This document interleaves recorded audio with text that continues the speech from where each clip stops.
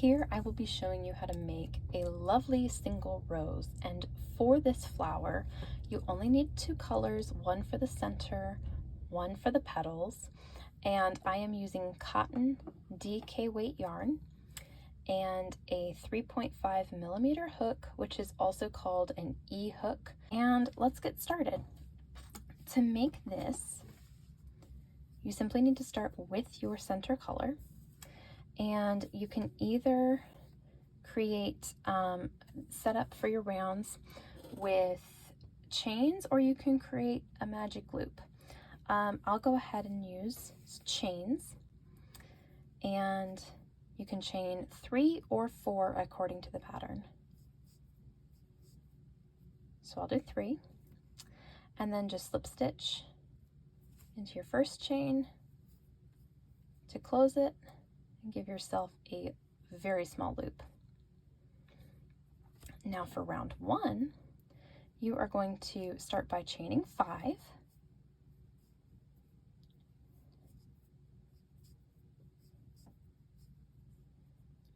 and now single crochet into the center of your loop.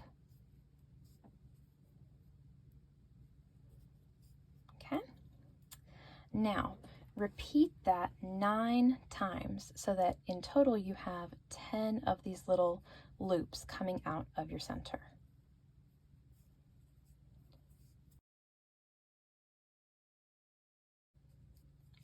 All right, so now I have all 10 of my loops, and that's all you need to do with your center color. So you can just bind it off and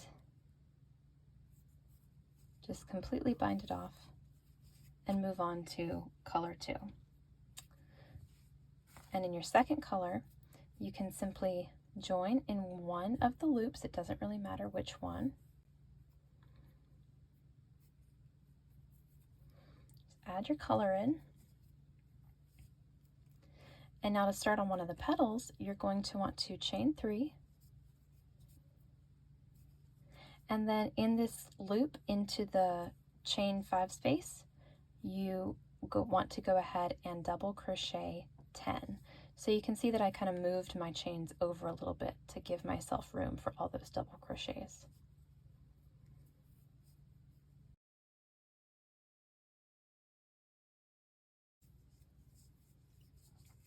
Okay, when you're done with your 10 double crochets, you're going to work behind the next loop of chains and slip stitch into the one after that.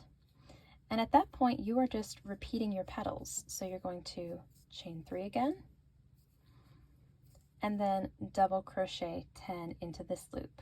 And you're going to continue around until you skip this last loop and slip stitch kind of behind the first petal that you did. So you'll end up with 5 petals total.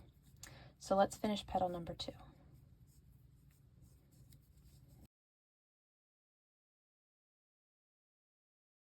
All right, and now again, we simply work behind the next loop, kind of pushing it forward, and slip stitch into the next here.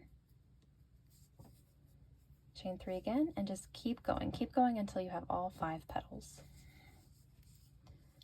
When you're done with all of your petals, take that last loop that needs to go towards the center, and since the petals are going to kind of naturally overlap, you can just go behind and slip stitch into the bottom of your first petal in whatever way it seems like it will work out the best. And then bind off.